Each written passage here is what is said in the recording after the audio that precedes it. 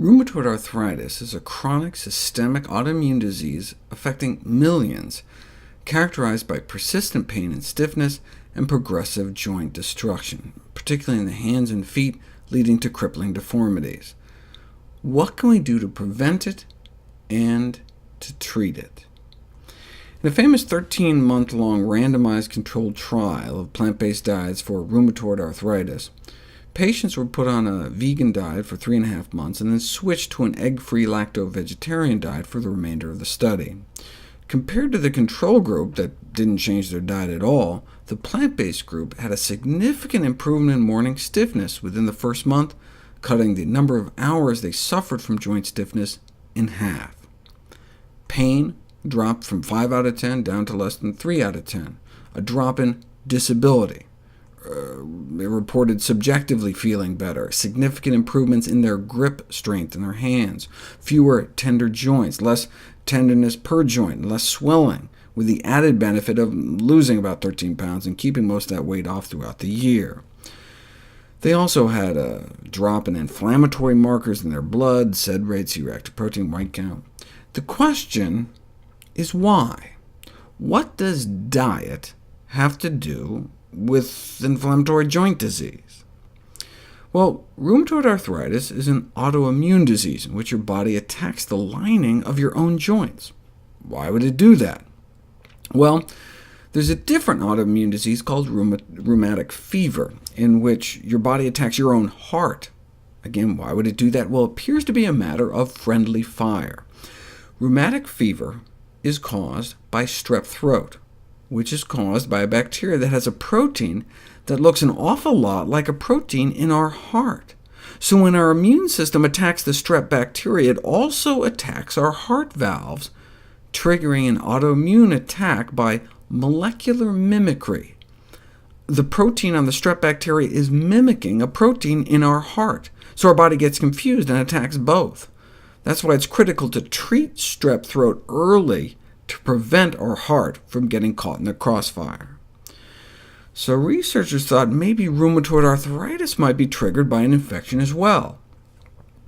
A clue to where to start looking was the fact that women seem to get rheumatoid arthritis 3 times more frequently than men. What type of infection do women get more than men? Urinary tract infection. So researchers started testing the urine of rheumatoid arthritis sufferers, and lo and behold, found this bacteria called Proteus mirabilis. Not enough to cause symptoms of a UTI, but enough to trigger an immune response.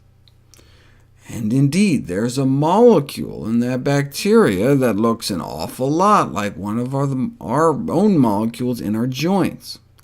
So anti-Proteus antibodies against the bacteria may inadvertently damage our own joint tissues, leading eventually to the joint destruction.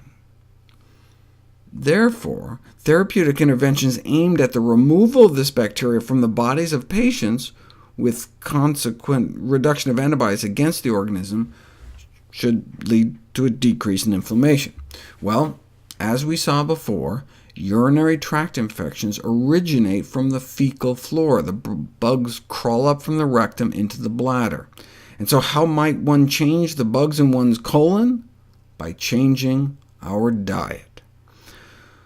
Some of the first studies over 20 years ago on trying to fundamentally shift people's gut flora were done using raw vegan diets, figuring that's about as fundamental a shift from the standard Western diet as one can get. And indeed, within days, one could significantly shift someone's gut flora. And you put rheumatoid arthritis sufferers on that kind of diet, and they experience relief. And the greater improvements were linked to greater changes in their gut flora. But the diet was considered so intolerable that half the patients couldn't take it and dropped out, perhaps because they were trying to feed people things like buckwheat beetroot cutlets buttered with a spread made out of almonds and fermented coconut juice. Excuse me, not coconut, that might have been good, cucumber juice. Thankfully, regular vegetarian and vegan diets work too, changing the intestinal flora and improving rheumatoid arthritis. But we didn't specifically have confirmation that plant-based diets brought down anti-Proteus antibodies until now. Those that responded to the plant-based diet showed a significant drop in anti-Proteus mirabilis antibodies compared to the control group. Maybe it just dropped immune responses across the board? No, antibody levels against other bugs remained the same. So the assumption is that the veg diet reduced urinary or gut levels of the bug.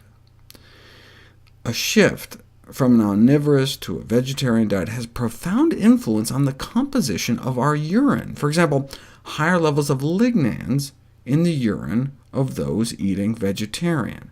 Up until now, it's just thought that they protected people eating more plant-based from getting cancer. But now we know lignans can also have antimicrobial properties as well, so maybe helping to clear Proteus from our system. Either way, this suggests a new type of therapy for the management of rheumatoid arthritis. This new treatment includes anti-Proteus measures such as dietary manipulations in the forms of vegetarian diets.